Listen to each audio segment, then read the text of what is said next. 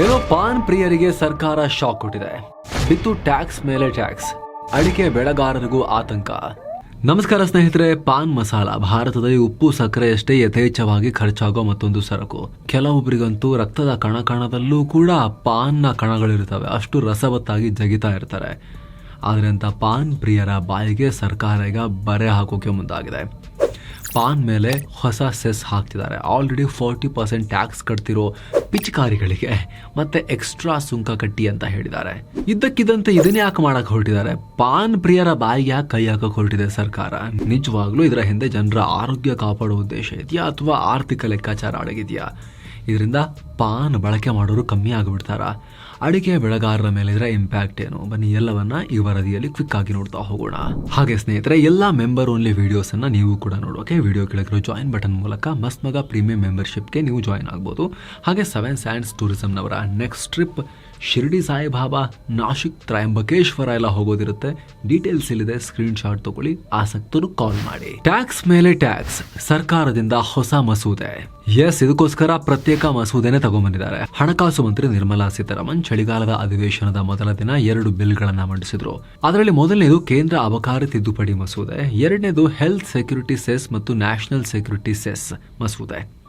ಈ 2 ಮಸೂದೆಯಲ್ಲಿ ಗುಟ್ಕಾ ಪ್ರಿಯರಿಗೆ ಶಾಕ್ ಕೊಡಲಾಗಿದೆ.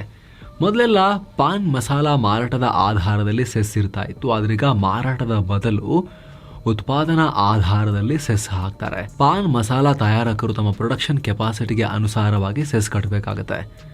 ಉದಾಹರಣೆಗೆ ಒಂದು ಮಷೀನ್ 2.5 ಗ್ರಾಮ್ನ 500 ಪೌಚ್ ಪಾನ್ ಮಸಾಲಗಳನ್ನ ತಯಾರಿಸ್ತಾ ಇದ್ರೆ ಅಂತಹ ಪ್ರತಿ ಮಷಿನ್ಗೂ ಕಂಪನಿಯವರು ತಿಂಗಳಿಗೆ 1.01 ಕೋಟಿ ರೂಪಾಯಿ ಸೆಸ್ ಕಟ್ಟಬೇಕಾಗತ್ತೆ.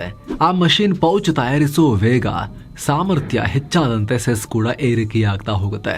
ಗರಿಷ್ಠ ತಿಂಗಳಿಗೆ 25.47 ಕೋಟಿ ರೂಪಾಯಿವರೆಗೆ ಸೆಸ್ ಕಟ್ಟಬೇಕಾಗಿ ಬರಬಹುದು. ಅದೇ ರೀತಿ ಸಣ್ಣ ಕಂಪನಿಗಳು ಮಷಿನ್ ಬಳಸದೆ ಕೈಯಿಂದ ಪೌಚ್ ತಯಾರಿಸ್ತಾ ಇದ್ರೆ ಪ್ಯಾಕೆಟ್ಗಳನ್ನ, ಅಂತವರು ಪ್ರತಿ ತಿಂಗಳು ಫಿಕ್ಸ್ಡ್ 11 ಲಕ್ಷ ರೂಪಾಯಿ ಸೆಸ್ ಕಟ್ಟಬೇಕಾಗತ್ತೆ. ಸರ್ಕಾರ ಬೇಕಾದ್ರೆ ಈ ಸೆಸ್ ದರಗಳನ್ನ ಡಬಲ್ ಮಾಡಬಹುದು ಅಂತ ಕೂಡ ಹೇಳಿದೆ. ಆಲ್ರೆಡಿ ಪಾನ್ ಮಸಾಲಾಗೆ 28% GST ಇದೆ. ಅದ್ರ ಮೇಲೆ ಕಂಪನಿಗಳು ಈ ಸೆಸ್ ಕಟ್ಟಬೇಕಾಗತ್ತೆ. ಈ ಬಿಲ್ ಅಡಿ ಇನ್ನೂ ಹಲವು ವಸ್ತುಗಳನ್ನ ಸೇರಿಸೋಕೆ ಸರ್ಕಾರ ಈಗ ಪ್ಲಾನ್ ಮಾಡಿದೆ. ತಂಬಾಕಿಗೂ ಬರೆ. ಈಗ ಆಲ್ರೆಡಿ ಹೇಳಿದಂತೆ ಸಚಿವೆ ನಿರ್ಮಲಾ ಸೀತಾರಾಮನ್ ಸೋಮವಾರ 2 ಬಿಲ್ಗಳನ್ನ ಮಂಡಿಸಿದ್ದಾರೆ. ಅದರಲ್ಲಿ ಮತ್ತೊಂದು ಅಬಕಾರಿ ತಿದ್ದುಪಡಿ ಮಸೂದೆ 2025. ಇದರ ಮೂಲಕ ತಂಬಾಕು ಉತ್ಪನ್ನಗಳೆಲ್ಲವಕ್ಕೂ ಕೂಡ ಬರೆ ಹಾಕಲಾಗಿದೆ. ಹೊಸ ಕೇಂದ್ರ ಅಬಕಾರಿ ಸುಂಕದಿಂದ ಅನ್ಪ್ರೋಸೆಸ್ ತಂಬಾಕಿನ ಮೇಲೆ 64ರಿಂದ 74% ವರೆಗೆ ಸುಂಕ ಏರಿಕೆಯಾಗುತ್ತೆ. ಅಗಿಯೋ ತಂಬಾಕಿನ ಮೇಲೆ 25% ಇದ್ದ ಸುಂಕ 100%ಗೆ ಏರಿಕೆಯಾಗುತ್ತೆ. ಅಲ್ಲದೆ ತಂಬಾಕಿನಿಂದ ತಯಾರಾಗೋ ಹೊಗೆ ಬತ್ತಿಗಳ ಸುಂಕ ಕೂಡ ಏರಿಕೆಯಾಗುತ್ತೆ. ಎಳಿತಾರಲ್ಲ ಅದು. ಮಾಮೂಲಿ ಬತ್ತಿಗಳಿಗೆ 25% ಸೆಸ್ ಅಥವಾ ಪ್ರತಿ 1000 ಬತ್ತಿಗಳಿಗೆ 5,000 ರೂಪಾಯಿ ಸೆಸ್ ಬಿದ್ದರೆ, ಫಿಲ್ಟರ್ ಇಲ್ಲದ 65 ಮಿಲಿಮೀಟರ್ ಉದ್ದನೆಯ ಸಣ್ಣ ಬತ್ತಿಗಳಿಗೆ ಬೀಡಿ ತರದಕ್ಕೆ ಪ್ರತಿ 1000 ಬತ್ತಿಗಳಿಗೆ 2,700 ರೂಪಾಯಿ ಸೆಸ್ ಇರುತ್ತೆ. ಅದೇ ರೀತಿ 65 ಮಿಲಿಮೀಟರ್ಗೂ ಉದ್ದನೆಯ ಹೊಗೆ ಬತ್ತಿಗಳಿಗೆ 4,500 ರೂಪಾಯಿ ಪ್ರತಿ 1000 ಬತ್ತಿಗಳಿಗೆ ಸೆಸ್ ಇರುತ್ತೆ. ಆರೋಗ್ಯದ ಉದ್ದೇಶ ಅಂತಿದೆ ಸರ್ಕಾರ. ಆರೋಗ್ಯ ಅಂದ್ರೆ ಯಾರ ಆರೋಗ್ಯ? ಈ ಸೆಸ್ ಕಟ್ಟೋರ್ದಲ್ಲ. ಈ ಶ್ವಾಸಕೋಶ ಮತ್ತೆ ಬಾಯಿನೆಲ್ಲ ಈ ತಂಬಾಕು ಗುಟ್ಕಾ ಹಾಕಿ ಹಾಳು ಮಾಡ್ಕೊಳ್ತಾರಲ್ಲ, ಅವ್ರ ಆರೋಗ್ಯಕ್ಕೋಸ್ಕರ ಸ್ಪೆಸಿಫಿಕಲಿ ಅಲ್ಲ ಇದು ಸಂಗ್ರಹ ಆಗ್ತಿರೋದು. ಓವರ್ ಆಲ್ ದೇಶದ ಆರೋಗ್ಯದ ಮೂಲಸೌಕರ್ಯ ಚೆನ್ನಾಗಿ ಮಾಡಕ್ಕೆ, ಹೆಲ್ತ್ ಇನ್ಫ್ರಾಸ್ಟ್ರಕ್ಚರ್ ಚೆನ್ನಾಗಿ ಮಾಡಕ್ಕೆ ಮತ್ತು ರಾಷ್ಟ್ರೀಯ ಭದ್ರತೆಗೆ ಯೂಸ್ ಮಾಡಕ್ಕೆ ಅಂತ ಹೇಳಿದ್ದಾರೆ. ನೀವು ದೇಹ ಹಾಳು ಮಾಡ್ಕೊಳ್ಳೋಕೆ ಗುಟ್ಕಾ ಹಾಕ್ತೀರಿ, ಹೊಗೆ ಬತ್ತಿ ಎಳಿತೀರಿ, ಸ್ವಲ್ಪ ಎಕ್ಸ್ಟ್ರಾ ಕಟ್ಬಿಡಿ, ದುಶ್ಚಟಕಲ್ವಾ, ಎಕ್ಸ್ಟ್ರಾ ಕಟ್ಟಿ ಅದರಿಂದ ಡಿಫೆನ್ಸ್ಗೆ ಮತ್ತು ಓವರ್ ಆಲ್ ಈ ದೇಶದ ಹೆಲ್ತ್ ಕೇರ್ ಸಿಸ್ಟಮ್ ಮೇಲೆ ನಾವು ಖರ್ಚು ಮಾಡ್ತೀವಿ ಅಂತ ಸರ್ಕಾರ ಹೇಳ್ತಾ ಇದೆ. ಜೊತೆಗೆ ಫ್ಯೂಚರ್ ನಲ್ಲಿ ಕೋವಿಡ್ ರೀತಿ ಸಾಂಕ್ರಾಮಿಕ ರೋಗ ಬಂದ್ರೆ ಕ್ರೈಸಿಸ್ ಟೈಮ್ ನಲ್ಲೂ ಕೂಡ ಈ ಫಂಡ್ ಅನ್ನ ಯೂಸ್ ಮಾಡಬಹುದು.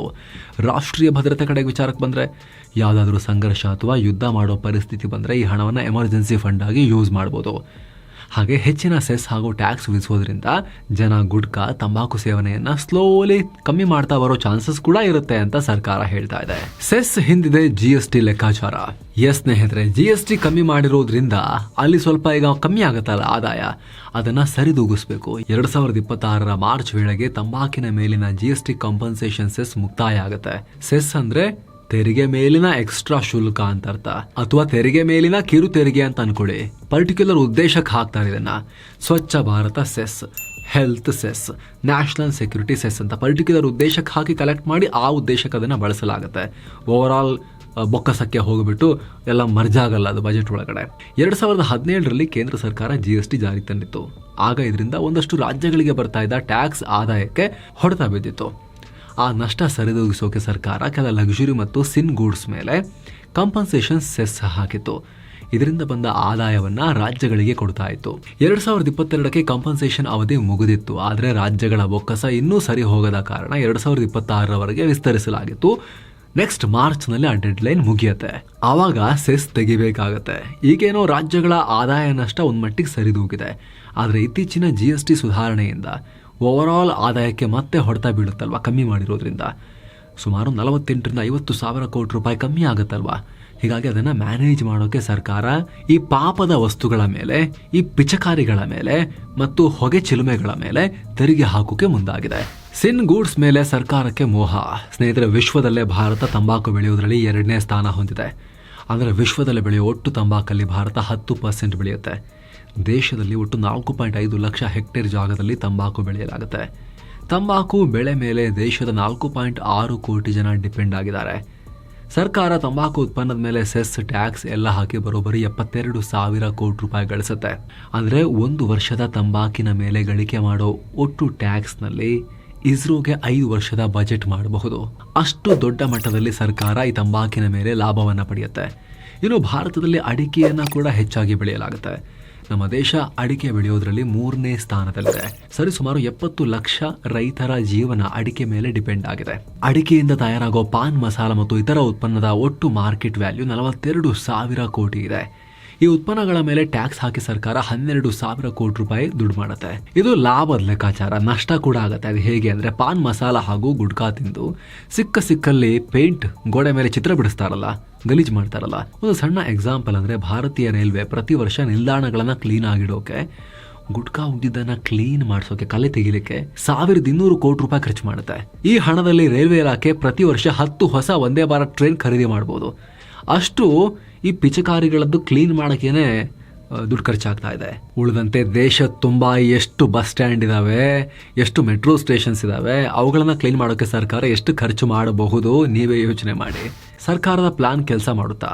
ಸ್ನೇಹಿತರೆ, ಇವುಗಳ ಮೇಲೆ ಟ್ಯಾಕ್ಸ್ ಜಾಸ್ತಿ ಮಾಡಿದ್ರೆ ಪ್ಯಾಕೆಟ್ ಮೇಲೆ 5 ರೂಪಾಯಿ, 10 ರೂಪಾಯಿ, 15 ರೂಪಾಯಿ ಇರೋ ಪ್ಯಾಕೆಟ್ ಮೇಲೆ 1 ರೂಪಾಯಿ, 2 ರೂಪಾಯಿ ಮೇಲೆ ಜಾಸ್ತಿ ಆಗ್ತಾ ಹೋದಂಗೂ ಕೂಡ ಚಟವಂತರಿಗೆ ಅದನ್ನು ಬಹಳ ಏನು ವ್ಯತ್ಯಾಸ ಮಾಡೋದಿಲ್ಲ. ಅದು ಚೂರು ಗೊಣ ಅಂತಾರೆ, ಮತ್ತೆ ಪಿಚಿಕ್ ಅಂತಾರೆ.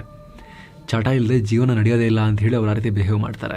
ಪ್ಯಾಕೆಟ್ ಮೇಲೆ 2 ರೂಪಾಯಿ, 3 ರೂಪಾಯಿ ಜಾಸ್ತಿ ಆಗೋದಿಲ್ಲ, ತಲೆ ಕೆಡಿಸ್ಕೊಳಕ್ ಹೋಗೋದಿಲ್ಲ, ತಗೊಳ್ತಾನೆ ಇರ್ತಾರೆ.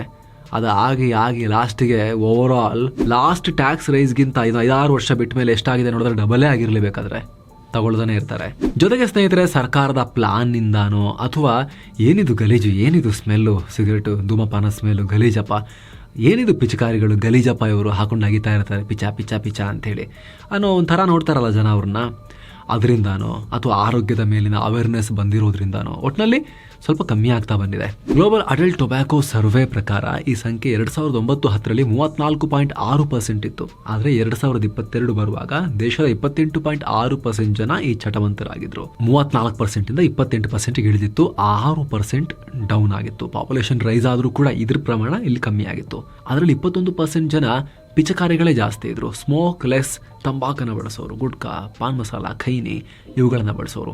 10% ಜನ ಸಿಗರೇಟ್, ಬೀಡಿ ಇವುಗಳ ಮೂಲಕ ಹೊಗೆಯನ್ನ ಆಸ್ವಾದಿಸಿಕೊಂಡು ಎಳ್ಕೊಂಡು ತಂಬಾಕನ್ನ ಯೂಸ್ ಮಾಡ್ತಾ ಇದ್ರು. ಜೊತೆಗೆ ಸ್ನೇಹಿತರೆ, ಶಾಲೆ ಬಳಿ ಮಾರಂಗಿಲ್ಲ, ಮಕ್ಕಳಿಗೆ ಕೊಡಂಗಿಲ್ಲ ಅನ್ನೆಲ್ಲ ರೂಲ್ಸ್ ಮಾಡಿದ್ದಾರೆ. ಅದರ ಪರಿಣಾಮ 2019ರ ವರದಿ ಪ್ರಕಾರ 13ರಿಂದ 15 ವಯಸ್ಸಿನ ಶಾಲಾ ಮಕ್ಕಳಲ್ಲೂ ಕೂಡ ತಂಬಾಕು ಸೇವನೆ ಸ್ವಲ್ಪ ಕಮ್ಮಿಯಾಗಿದೆ. ರೈತರ ಮೇಲೆ ಪ್ರಭಾವ. ಇನ್ನು ಹೊಸ ಸೆಸ್ ಹಾಗೂ ಟ್ಯಾಕ್ಸ್ ನಿಂದ ಅಡಿಕೆ, ತಂಬಾಕು ಬೆಳೆಗಾರರಲ್ಲಿ ಆತಂಕ ಇದ್ದೇ ಇರುತ್ತೆ. ಯಾಕಂದ್ರೆ ಈಗ ಆಲ್ರೆಡಿ ದೇಶದಲ್ಲಿ ಇಷ್ಟು ಪ್ರಮಾಣದ ಸೇವನೆ ಕಮ್ಮಿ ಆಗಿದೆ. ಜೊತೆಗೆ ಸರ್ಕಾರದ ಹೊಸ ನೀತಿಗಳಿಂದ ಸೇವನೆ ಕಮ್ಮಿ ಆದ್ರೆ ದೇಶದಲ್ಲಿ ತಂಬಾಕು ಮತ್ತು ಅಡಿಕೆಯ ಬೇಡಿಕೆ ಕಮ್ಮಿ ಆಗ್ಬೋದು. ಮಾರ್ಕೆಟ್ನಲ್ಲಿ ರೈತರ ಬೆಳೆಗೆ ರೇಟ್ ಕೂಡ ಕಮ್ಮಿ ಆಗ್ಬೋದು. ಆದ್ರೆ ಸಡನ್ ಆಗಿ ನೆಕ್ಸ್ಟ್ ಇಯರ್ಗೆ ಆತಂಕ ಇದೆ, ಆ ಥರ ಏನಿಲ್ಲ. ಹಂಗೆ ಸಡನ್ ಆಗಿ ಏನು ಕಮ್ಮಿ ಆಗೋದಿಲ್ಲ. ಇದೆಲ್ಲ ಲಾಂಗ್ ಟರ್ಮ್ ಪ್ರೋಸೆಸ್. ನಿಧಾನಕ್ಕೆ ಸೊಸೈಟಿ ಅಡ್ಜಸ್ಟ್ ಆಗಬೇಕು.